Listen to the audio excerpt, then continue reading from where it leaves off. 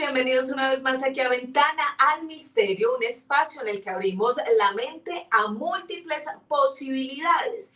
Y hoy con un tema que yo sé que a ustedes, los que se pasan por aquí, los que están suscritos, los que dejan los comentarios aquí en Ventana al Misterio, les llama mucho la atención.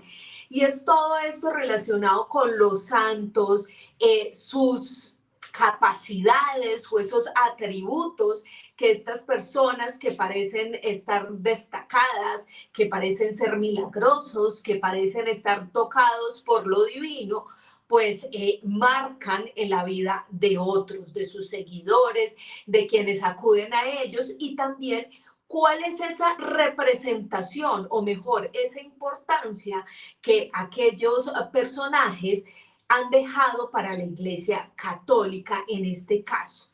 Y este de hoy es bien particular porque seguramente en los últimos meses lo han escuchado y es el famoso santo de Internet. Así lo han catalogado algunos. Un muchacho bastante joven que falleció a muy temprana edad, pero que supuestamente con su vida consagrada a Dios, pues dejó una marca bastante importante entre sus seguidores y que después de fallecer, según algunos que lo siguen, pues empezó a ver reflejado en ellos esos milagros, esa mano santa de este joven que sin duda alguna estaba consagrado a la iglesia, consagrado a Dios, fanático además de todo el tema mariano, de las apariciones marianas, y que a través de un canal que tenía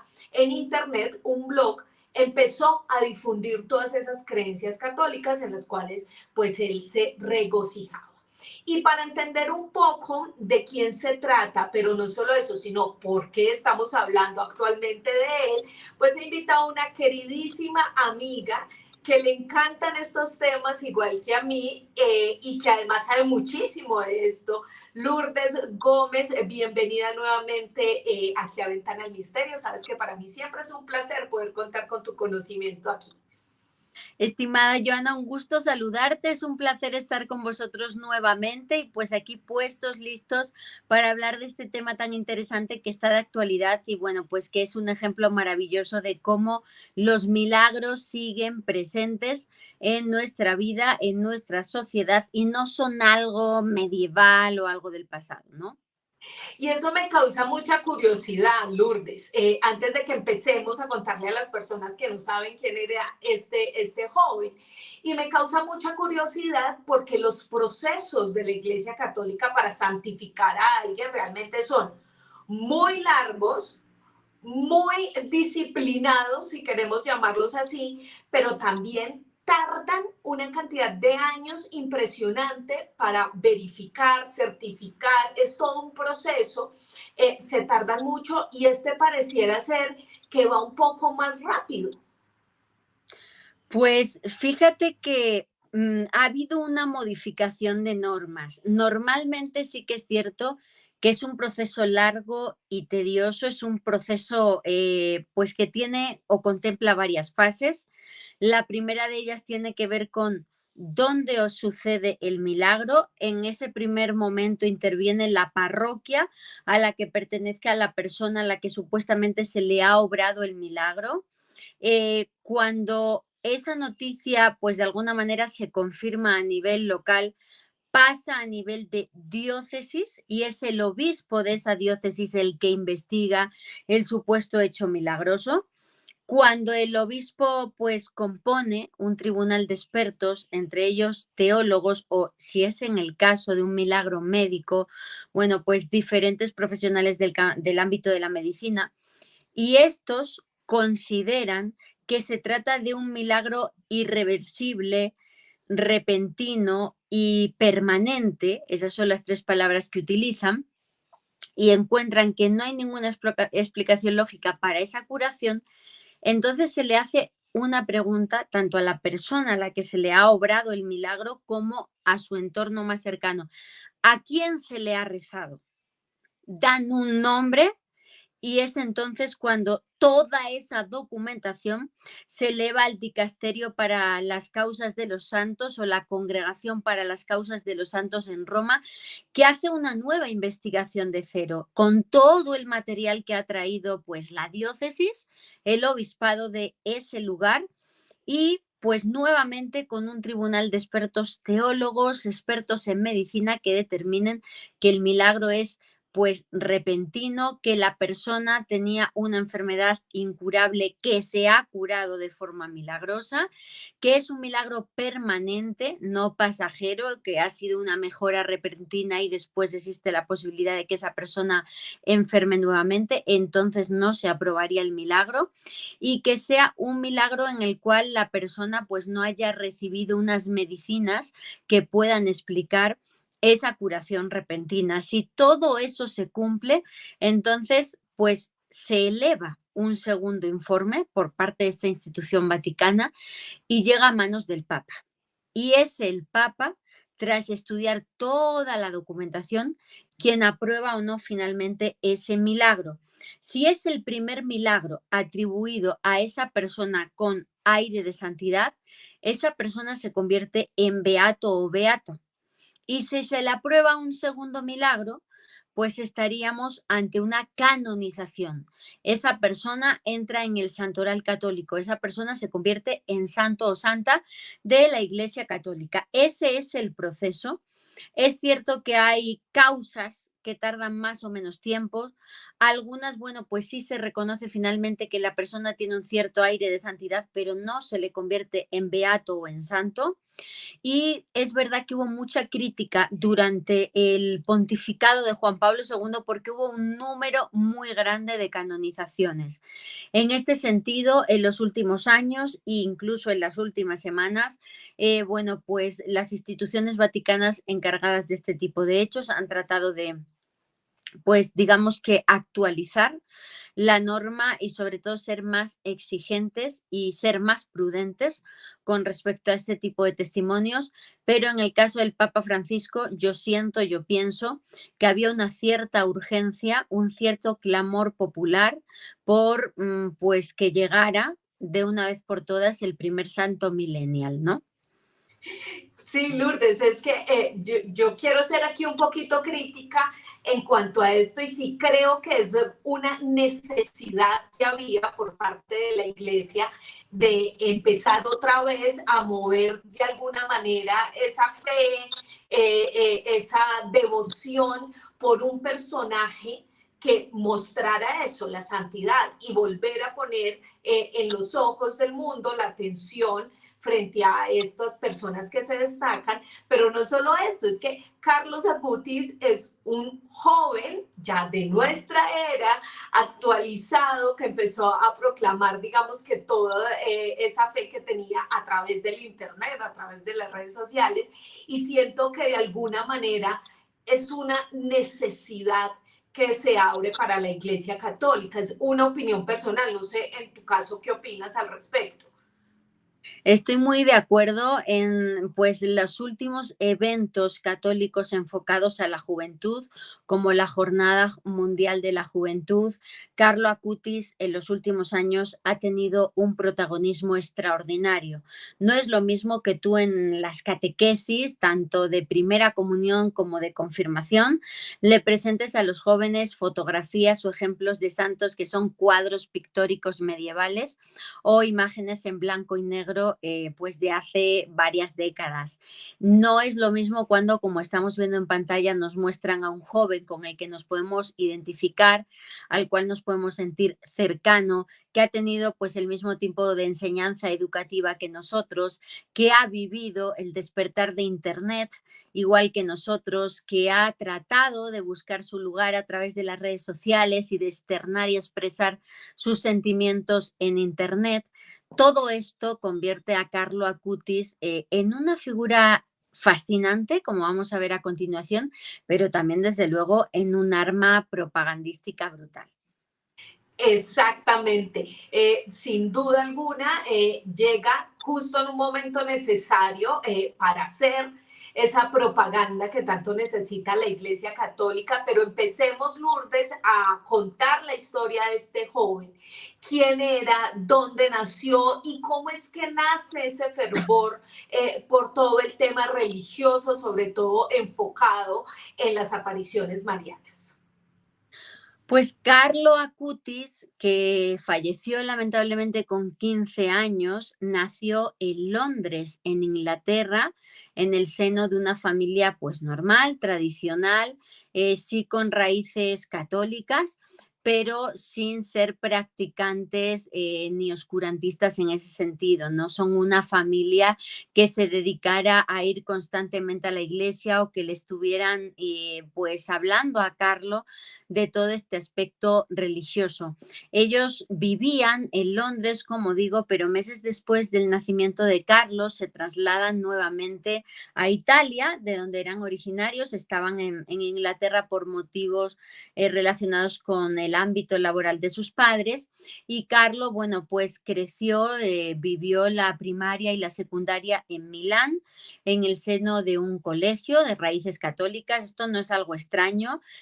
Yo soy española, Italia más todavía, pues es uno el país más relacionado del mundo con la religión católica, en su seno está el Vaticano, casi todos los colegios tienen este perfil. Carlo creció en ese entorno y ya en sus primeros años de vida causaba gran sorpresa entre sus profesores y entre el personal del colegio, pues por pronunciar frases bastante impactantes para un menor, como por ejemplo que la Eucaristía era el camino hacia el cielo.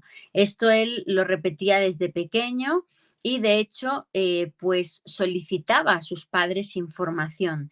Quería saber de los milagros, de las leyendas religiosas, de las apariciones marianas, hasta el punto de que sus padres, su madre Antonia, que no pues tenía gran relación ni conocimiento con la iglesia, tiene que ponerse a estudiar teología para poder responder a las preguntas de su hijo.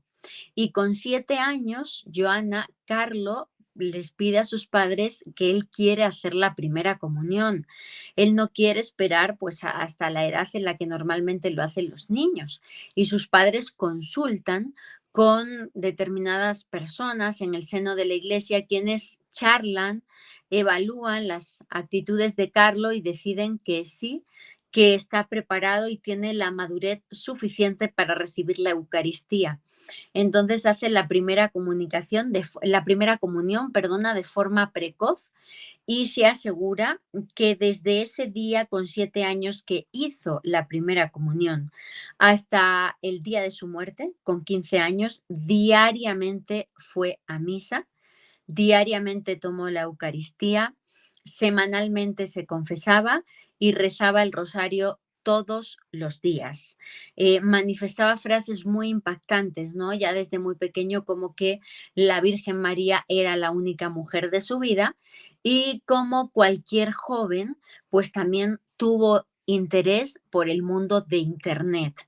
Yo si me traslado al año, pues no sé, 2003, 2004, 2005, esos años en los cuales son previos al fallecimiento de Carlo Acutis, el estado de Internet pues empezaba el auge de los foros, de las páginas web, incluso recuerdo pues el año del fallecimiento de Carlo, 2006, es un año en el que ya estamos hablando de la existencia del Messenger, ¿no? Que todos teníamos en aquella época para comunicarnos con nuestros amigos y Carlo indudablemente vivió todo eso. Él tenía un grandísimo interés en el ámbito, como bien ha señalado, de las apariciones marianas y de los milagros eucarísticos, es decir, de aquellos milagros que se producen en el seno, pues, de ya no de la misa, sino de la Eucaristía propiamente dicha, que es el momento en el cual el sacerdote produce la consagración del pan y el vino, y en las creencias de los católicos se produce el milagro llamado transustanciación, es decir, que realmente después de la bendición esa forma, esa hostia y ese vino se convierten realmente en el cuerpo y la carne, en el cuerpo y la sangre de Jesús. Carlo estaba interesado en documentar milagros ocurridos en todo el mundo donde determinadas hostias habían sangrado o determinadas copas de vino consagradas incluso se habían convertido en sangre, y viajó con sus padres por diferentes puntos del planeta para documentar esos milagros. Estamos hablando de más de 136 milagros eucarísticos que Carlo Acutis atesoró, que creó una página web para poner toda esta información, y que después de su muerte, Joana, esa exposición digital se convirtió en una exposición física que ha ido recorriendo el mundo, ¿no? Esa obra creada por Carlo Acutis. Sin duda una historia fascinante, Lourdes, todo este recorrido que nos haces por la historia de Carlos Cuti, que además me causa mucha curiosidad porque de alguna manera es él quien incentiva a sus padres por ese fervor que seguramente también tiene mucho que ver con la educación escolar que recibió en estos colegios católicos y cómo eso hizo que su fe se incentivara, que le generara además curiosidad, no solamente las apariciones marianas, sino todo este proceso de estos milagros eucarísticos de los cuales nos hablabas al final. Cuando uno va y busca a este chico en internet, aparece ya esta imagen que es como la representación que hay precisamente con el computador, porque como les digo, muchos lo consideran el santo internet, otros le dicen el santo millennial, y la imagen de la Eucaristía que sale ahí de la pantalla del computador. Lourdes, ya nos hablabas un poco de todas esas historias que él iba poniendo ahí en su portal, tratando además de incentivar a la gente a que conociera todos estos milagros eucarísticos, pero ¿qué tanto antes de fallecer, sobre todo, se dio, digamos que, esa popularidad por esas historias? ¿Realmente su portal sí era tan llamativo antes de su fallecimiento o fue debido a su fallecimiento que esto cogió un auge? Pues sí era llamativo por la edad que tenía Carlo y bueno, pues la gran investigación que hizo, los viajes que realizó con su familia para poder realizar esta exposición de milagros eucarísticos, y también pues su labor para con el prójimo. Carlo estaba muy interesado en investigar apariciones marianas como la de Lourdes o la de Fátima, pero también figuras de santos como San Francisco de Asís o San Antonio de Padua. Él pues estaba convencido de que, igual que estos personajes de la Iglesia, quería servir a los demás, al prójimo. Y bueno, pues realizaba catequesis en los foros, en los centros donde participaba de su comunidad, pero también, bueno, pues trataba de ayudar a las personas sin hogar y a todo pues lo que él tenía acceso. Su enfermedad fue rápida, fulminante. Carlo pues falleció a causa de una leucemia. Él entró en el hospital los primeros días de octubre de 2006, y él ya pues hizo una profecía a su madre, aun cuando ni siquiera había diagnóstico. Le dijo: de aquí no voy a salir y voy a ofrecer este gran sufrimiento para a Dios, para no tener que pasar por el purgatorio e ir directamente al cielo. 3 días después del diagnóstico, estamos hablando de que a principios de 2006 él entra en el hospital, y pues allá por el 9 de octubre aproximadamente se hace el diagnóstico. Después de las pruebas pertinentes se determina que Carlo tiene leucemia. Él ese día pide ya la extrema unción, y 3 días después, el 12 de octubre, Carlo Acutis fallece. Fallece, como digo, con una enfermedad fulminante, y convencido de que se iba en santidad con sus santos sacramentos, e incluso pidiéndole a las enfermeras que no despertara a su madre, que no quería que su madre sufriera, que él iba a aguantar el dolor porque se lo estaba ofreciendo a Dios. Eh, ¿Dónde empieza la fama de Carlo? La fama de Carlo empieza en su velorio, en el velatorio de Carlo Acutis. Allí empiezan a llegar un montón de personas que su familia no conocía. Personas que le empezaron a hablar a sus padres de cosas de Carlos que ellos no sabían. Personas sin techo, personas sin trabajo, personas enfermas de distintas cosas, contándoles a sus padres todo lo que este joven había hecho por ellos. Y ahí es donde empieza a surgir en el seno de la comunidad la fama de santidad de Carlo Acutis. Todo esto se acrecienta, se multiplica. Carlo había quedado grabado un video en su celular diciendo que él quería ser enterrado en la localidad de Asís, asociada a San Francisco de Asís. Sus padres cumplieron con esa petición. Cuando la fama de Carlo empieza a crecer, sus restos deben exhumarse porque se va a trasladar a otra capilla, y ese es el momento clave cuando se descubre que el cuerpo de Carlo está incorrupto, lo que no quiere decir que intacto. Aquí hay una gran polémica porque hubo unas imágenes que dieron la vuelta al mundo, supuestamente del cuerpo de Carlo. Ahí lo estamos viendo en pantalla, donde parece, bueno, Sí. pues una persona que acaba de fallecer, pero tenemos que explicar que esto es una máscara mortuoria. Es un trabajo realizado pues en el seno de la iglesia y por la familia para poder exhibir el cuerpo de Carlo. ¿Qué es lo sorprendente o impactante de todo esto? Que el cuerpo de Carlo no estaba esqueletizado como tal, sino que conservaba todos sus órganos, incluido el corazón y partes que supuestamente estaban tocadas, muy tocadas por la leucemia, y en su cuerpo se han conservado intactas. De hecho, el corazón de Carlo fue extraído de su cuerpo y se conserva en un relicario. Entonces, los dos puntos clave de esta historia, Joana, el primero, el velatorio, con todos esos desconocidos hablando de lo que Carlo había hecho por ellos, y el segundo punto, la exhumación de los restos cuando se descubre pues que conserva sus órganos, que el cuerpo está intacto y que no incorrupto, es decir, no está como lo estamos viendo ahí. Eso es una máscara mortuoria.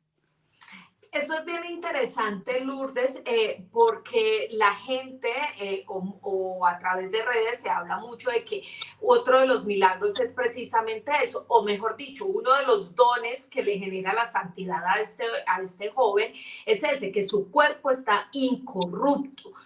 Y cuando hablamos de eso podemos irnos atrás con historias como por ejemplo la del Padre Pío, que también es una de las que más se destaca frente a este tema de los cuerpos incorruptos. Sin embargo, está muy claro eso de que aunque su cuerpo presenta algunas, ¿cómo decirlo?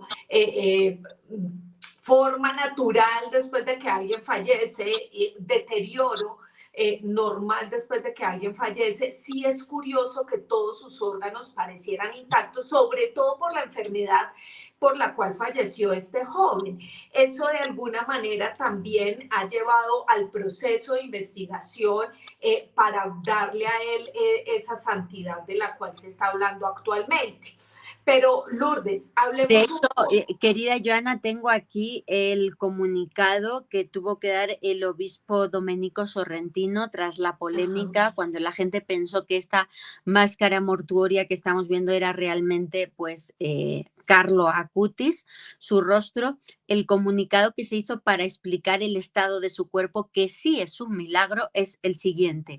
En el momento de la exhumación en el cementerio de Asís, que tuvo lugar el 23 de enero de 2019 con vistas al traslado al santuario, fue encontrado en el normal estado de transformación propio de la condición cadavérica. Sin embargo, como el entierro no duró muchos años, el cuerpo, aunque transformado, pero con las distintas partes todavía en su conexión anatómica, fue tratado con aquellas técnicas de conservación e integración que se practican habitualmente para exponer dignamente los cuerpos de beatos y santos, una operación que se realizó con arte y amor. La reconstrucción de la cara con una máscara de silicona resultó especialmente exitosa. Es decir, esto es un envolvimiento, que hay una envoltura de silicona, y es verdad pues que hay conexión anatómica, como vemos, pues parece que está tumbado, conserva todas sus partes y tenía sus órganos.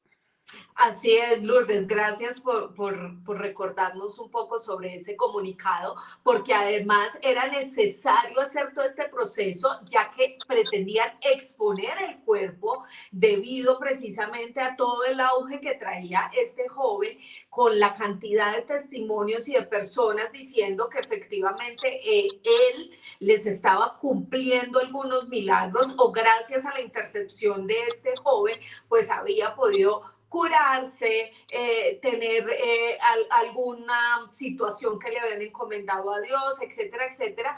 Y claro, exponer el cuerpo de él era necesario también para de alguna manera iniciar todo este proceso de beatificación. Hablemos de eso, Lourdes. ¿Cuál es ese milagro que lleva a Carlos Acutis a convertirse en beato? Pues, como decíamos, surge la fama de Carlo Acutis y sus reliquias empiezan a viajar por el mundo, especialmente en entornos o en comunidades dedicadas sobre todo a la evangelización de jóvenes y niños.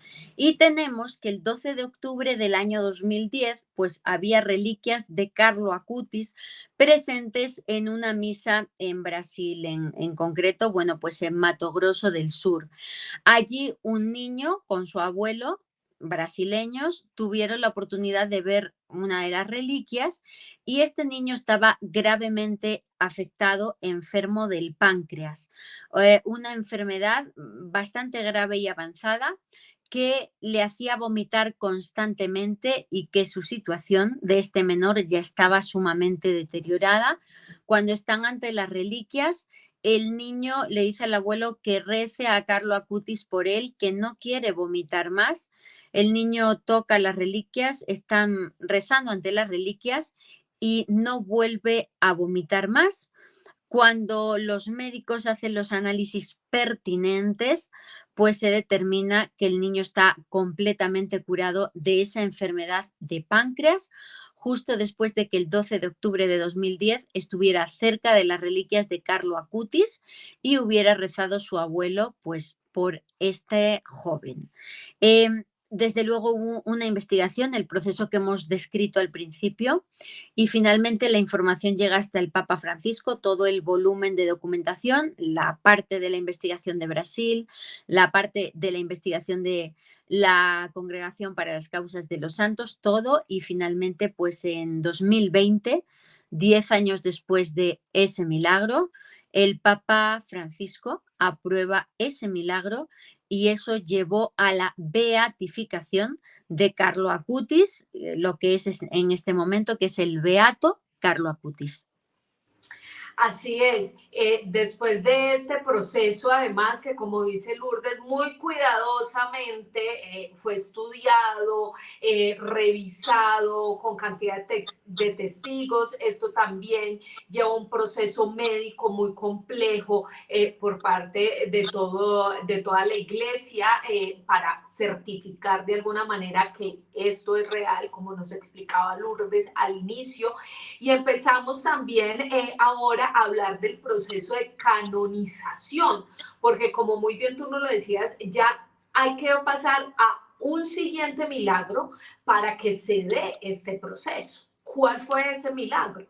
Bueno, pues este sí que tiene pues fecha más reciente, quizás muy relacionado con esa premura de la que hablabas, Joana. En este caso estamos hablando de una joven de 21 años, Valeria Valverde, una joven de Costa Rica que sufrió un accidente muy grave en el año 2022, en julio de 2022, un accidente cuando iba en su bicicleta que le puso pues al borde de la muerte. Estamos hablando de operaciones gravísimas en la que tuvieron que, bueno, pues retirarle parte del cráneo para pues ceder a esa inflamación cerebral que tenía y un estado gravísimo en el cual los médicos aseguraban que no se podía hacer nada por su vida, ¿no? Y con el cráneo completamente abierto. En esas circunstancias, una persona cercana a la madre de Valeria, la secretaria de la madre de Valeria, empieza a rezar al beato Carlo Acutis para la recuperación de la joven y al mismo tiempo que la familia está rezando al Beato, en concreto la madre de Valeria, ese mismo mes de julio va hasta Italia y peregrina hasta Asís para, bueno, pues poder rezar ante el cuerpo de Carlo Acutis, poder pedir por la recuperación de su hija. Inexplicablemente, como os decía, de manera repentina, permanente, irreversible, Valeria se recupera, a pesar de que los médicos decían que esto era una situación imposible, se recupera por completo y ahí es donde inicia esa segunda investigación, pues primero en Costa Rica, después en el Dicasterio para las Causas de los Santos y finalmente, hace muy poquitos días, que el Papa Francisco ha aprobado este segundo milagro que va a llevar a la beatificación, a la canonización de Carlo Acutis, que estoy segura que va a ser una ceremonia increíble en Italia, no sé exactamente dónde será, en el Vaticano. La verdad que voy a hacer todo lo posible por estar. Sería increíble poder presenciar la canonización del Santo Millennial, el santo de Internet, porque realmente, pues, Carlo, seamos católicos o no, era una persona muy especial. Sí, sin duda alguna, causa muchísima curiosidad precisamente por toda esta historia que lleva detrás un joven enfocado ya en todo lo que queremos los jóvenes de esta época, que es el Internet, los videojuegos. Por eso también le dicen el santo de Internet, porque era muy aficionado a los videojuegos, pero también toda esa pasión que tenía la transformó en una manera de contarle a la gente esa fe que tenía, y allí también volverse de alguna manera destacado en esta historia. Lourdes, también hay varias películas, creo que son dos, que la propia familia de Carlos Acuti realizó precisamente para contar su historia alrededor del mundo. Así es, se han hecho películas. Bueno, como decíamos, está esta exposición itinerante basada realmente en esa página web que él creó de Milagros Eucarísticos. Esto ha viajado por todo el mundo, en concreto ha estado aquí, de hecho, en la Basílica de Guadalupe de México, sigue viajando de forma itinerante. Aparte de eso, hay numerosos sitios web.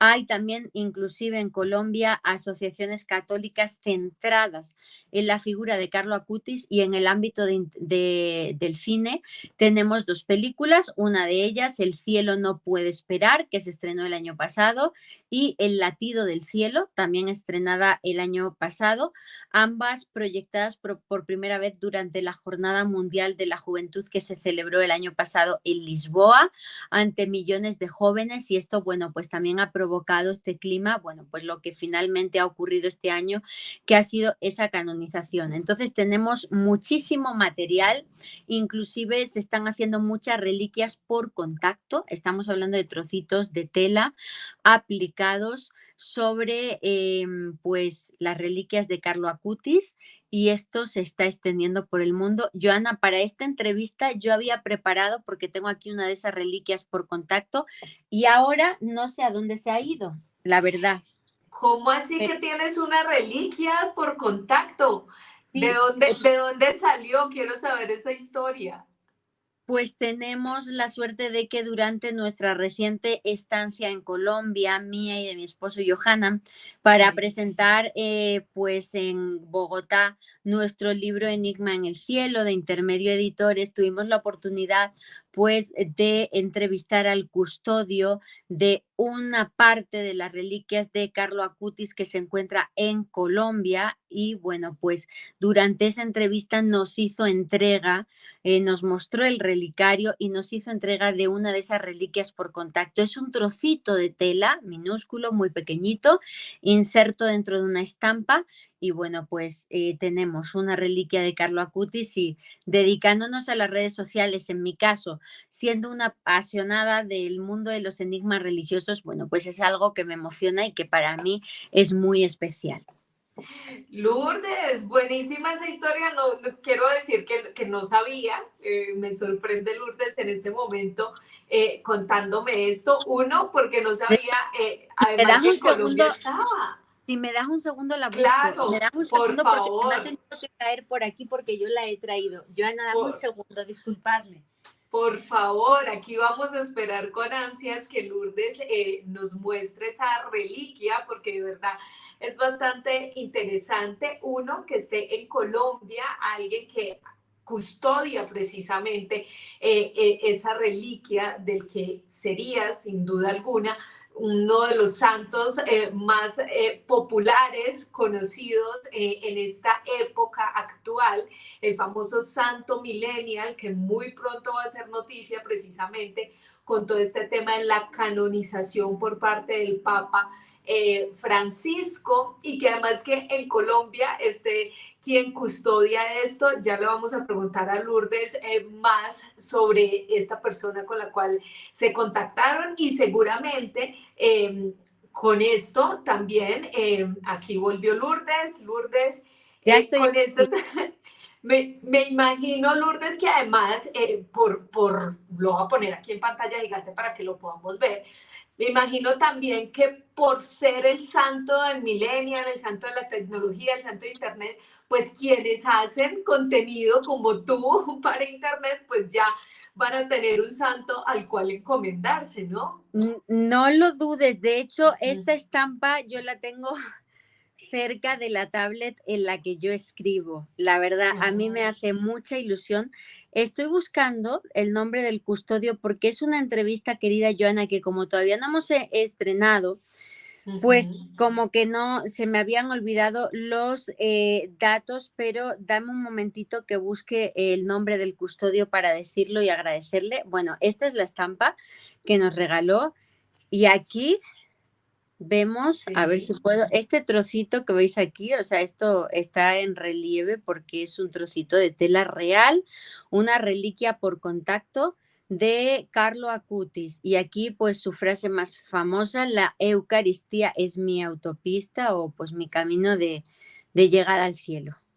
Ahí tenéis Lourdes, la reliquia. tú que eres súper experta en todos estos términos religiosos, expliquémosle un poquito a la gente qué es la reliquia por contacto, porque muchas reliquias. Expliquémosle a la gente qué es con exactitud una reliquia por contacto. Ya veíamos anteriormente una imagen en la cual está también, que es la reliquia, ya se las voy a mostrar, que es esta, en la cual está custodiada de alguna manera el relicario que Aquí, contiene el corazón de este joven, eh, y que era aquí parte, tengo el por dato. supuesto, de su cuerpo. Aquí tengo el dato, querida amiga, es Luis Alberto Sánchez, custodio de las reliquias peregrinas de Carlo Acutis en Colombia. Luis Alberto Sánchez, custodio Ujú.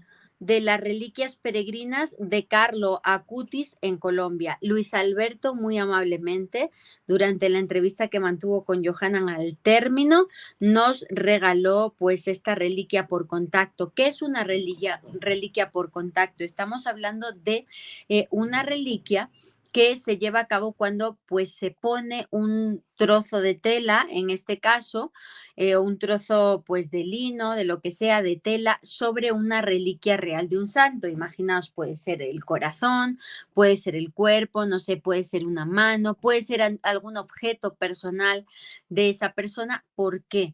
Tenemos que tener en cuenta que las reliquias surgen en el seno del cristianismo en torno al siglo III, el siglo IV, en la creencia de que una persona santa, una persona que ha muerto en santidad y que ha obrado tantos milagros, si tenemos algo de esa persona, se supone que nuestras súplicas van a ser escuchadas antes o que va a ser más fácil que esa petición llegue hasta la divinidad.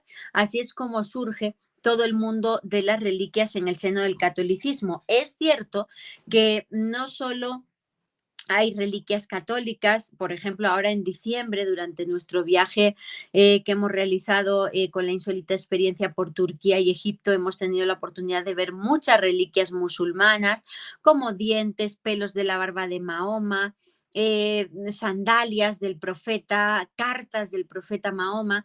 Entonces, no es único de la religión católica, pero sí que también tenemos que destacar que las reliquias del catolicismo son muy particulares por el tema de la sangre, los órganos y todo esto, ya que la religión de la que venía Jesús de Nazaret, el judaísmo, no hay reliquias de este tipo y mucho menos que tengan que ver con la sangre, que es algo totalmente impuro para ellos, hasta el punto que tienen una comida especial, la comida kosher, que es la que consumen los judíos, que no tiene que estar tocada para nada por sangre. Entonces, esto es una evolución completamente diferente que se da en el cristianismo por este motivo.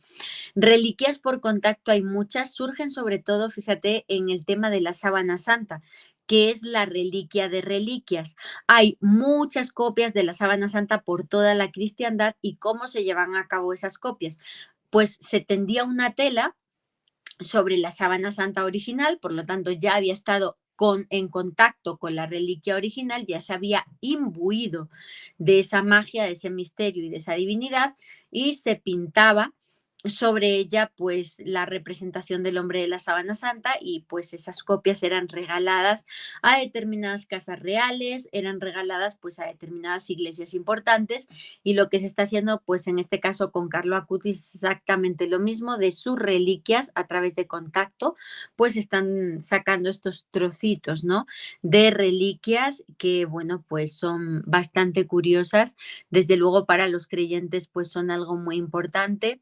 En mi caso, bueno, lo veo como periodista, pero bueno, pues no deja, repito, de sorprenderme, de gustarme, de llamarme la atención el ejemplo de Carlo Acutis, que me parece pues una figura, un niño, una persona increíble por todo lo que hizo con tantas personas a las que ayudó, y por, bueno, pues ese trabajo tan precoz, ¿no? Esa investigación eucarística que hizo. Sí, Lourdes, tengo una curiosidad. ¿Recuerdas en la entrevista que tuviste con este señor que me dices que se llama Luis Alberto Sánchez, cómo él hizo para obtener esta reliquia? Es decir, ¿él mismo la obtuvo o alguien se la dio? ¿Cómo logró obtenerla? Pues es una asociación de amigos de Carlo Acutis en Colombia. Creo que hay varias a nivel mundial. Tienen un contacto directo con la familia. Recuerdo que me hablaban mucho de la mamá de Carlo Acutis, con la cual están en contacto. Y lo que ellos hacen es viajar mucho para llevar las reliquias peregrinas de Carlo por diferentes países. Me hablaba incluso de una gira que iban a tener esas reliquias que pues tienen la custodia en Colombia, iban a viajar por Estados Unidos en estas semanas, iban a viajar por México.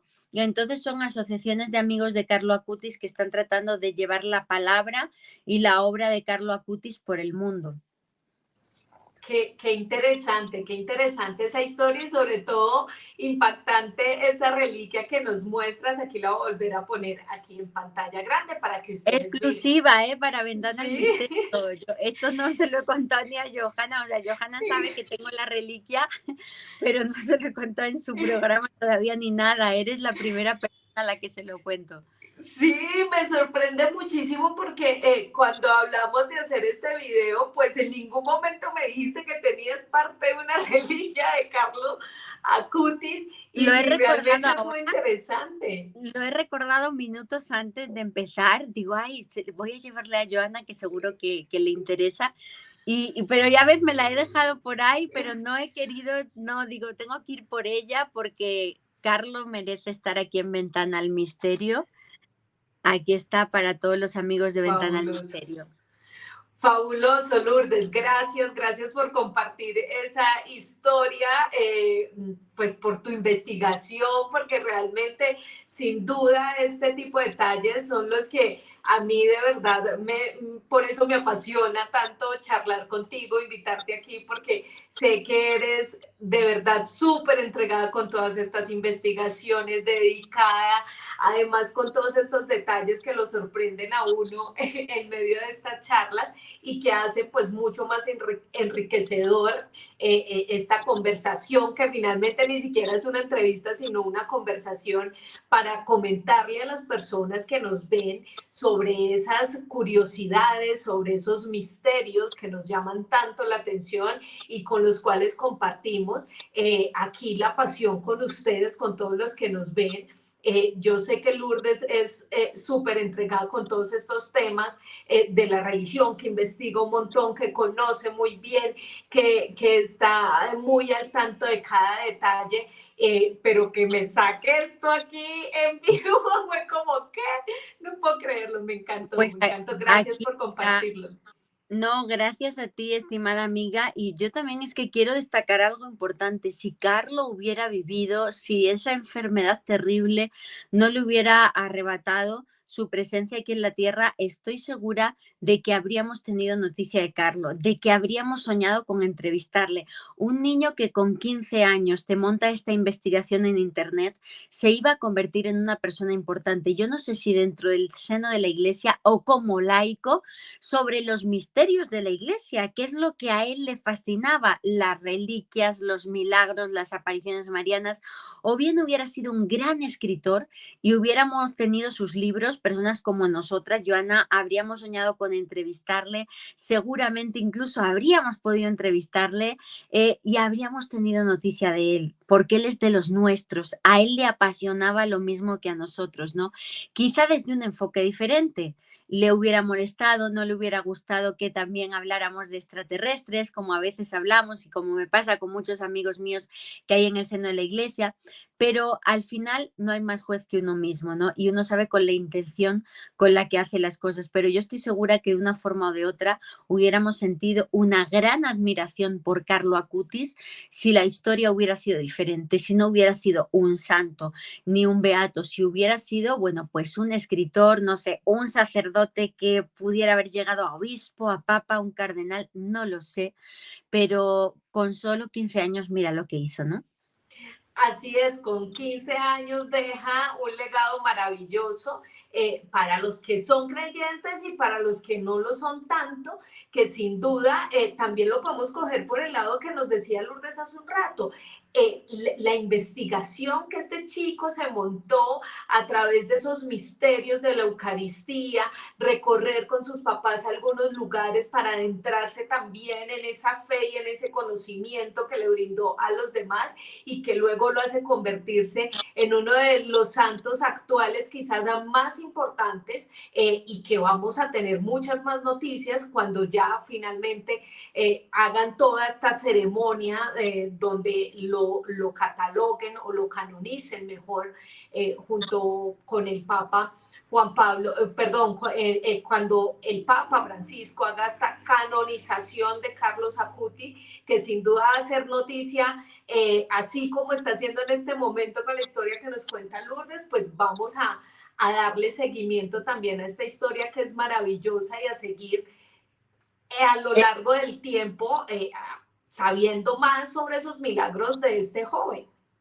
Así es, querida amiga, estaba buscando aquí para confirmar otro dato, si no me equivoco, para comentaros la clasificación de reliquias. Las reliquias de primera clase, estamos hablando de reliquias mortales, o sea, reliquias de cuerpos de santos, ya sea huesos, el propio cuerpo, pelo, cabello, ya sea pues la parte del corazón, como tenemos el de Carlo Acutis en un Como relicario. esta, ajá. Eso es de primera clase, efectivamente. Sí. La sábana santa, que se supone, según los creyentes, que ha estado en contacto con Jesús, trozos de la cruz, o sea, todo lo asociado con Jesús de Nazaret y todo lo que tenga que ver con cuerpos de santos, eso es reliquias de primera clase. Y después hay reliquias, querida Joana, de segunda clase. Si hablamos de reliquias de segunda clase, la diferencia, bueno, pues es que son posesiones o herramientas que pertenecieron o fueron utilizadas por esa persona en vida. Estamos hablando de ropa, joyas, cetros, Biblias, herramientas de mano, reciben diferentes nombres. En este caso, si leemos aquí pone exlinteis, ¿verdad? Bueno, pues nos vamos a la parte de exlinteis y nos dice que es una reliquia de tejido. Yo no me atrevo a decir si es de verdad una prenda de Carlo. Yo creo que es una reliquia por contacto, que ha estado en contacto con reliquias de Carlo. Si yo me circunscribo a esta lista que acabo de ver, tejido de Carlo Acutis, pues quizá es reliquia de segunda clase, es decir, de una prenda de Carlo, pero ahí no estoy segura, no me dieron mayor información, solo ex lintei Carlo Caroli Acutis significa tejido de Carlo Acutis. Podría ser una tela que se ha usado en contacto, como os decía, o una prenda de verdad de Carlo. Ahí ya no sé confirmaros. Pero bueno, eso sería la reliquia de segunda clase. ¿Cuáles serían las de tercera clase? Pues son las que se pueden vender. Son las únicas que la Iglesia Católica permite que ya pues haya un tráfico como tal, o sea, un tema económico, y se hacen, como os decía, por contacto. Son reliquias por contacto que se ponen sobre otra. Esas se pueden vender. Yo no sé si esta es de segunda clase, como os decía, o de tercera, no estoy segura. Y por último, bueno, pues las reliquias de cuarta clase, querida Joana, que estaríamos hablando, bueno, pues de objetos que fueron de repente presionados, frotados con respecto a la lápida o la tumba de determinados santos, ¿no? Esa sería la clasificación y aquí estaría por verse si es de segunda o tercera clase, pero bueno, pues un dato más que ponemos ahí sobre la mesa. Maravilloso, maravilloso ese dato, Lourdes. Ya saben ustedes, ahí está la explicación de las diferentes reliquias que existen, por qué se dan y cómo se pueden caracterizar cada una, cuáles son como esas características, porque claro, al hablar de reliquias podemos hablar de múltiples posibilidades y ahí ya Lourdes nos lo explicaba muy bien. Lourdes, fascinante. Para cerrar ya este video, ¿cuál es tu conclusión sobre este caso y qué más decir? Me hace mucha ilusión que la iglesia se actualice.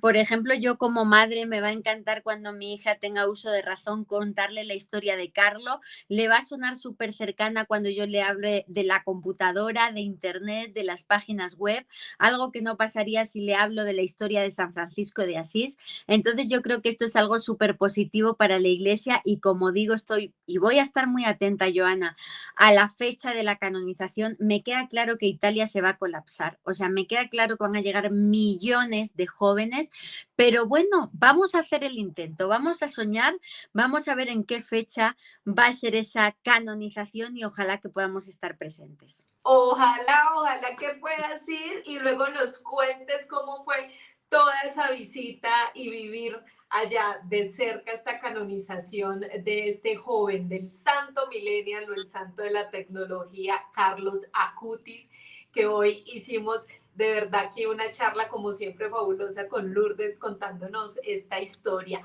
Bueno, Lourdes, ahora pasemos a en qué se encuentra Lourdes Gómez en este momento, porque ustedes saben, ella está en su canal de YouTube, en sus redes sociales, pero además ahora con un proyecto nuevo y fabuloso que ustedes pueden ir a buscar, porque esta mujer hace unas investigaciones realmente fascinantes que ahora la pueden ver también en video podcast.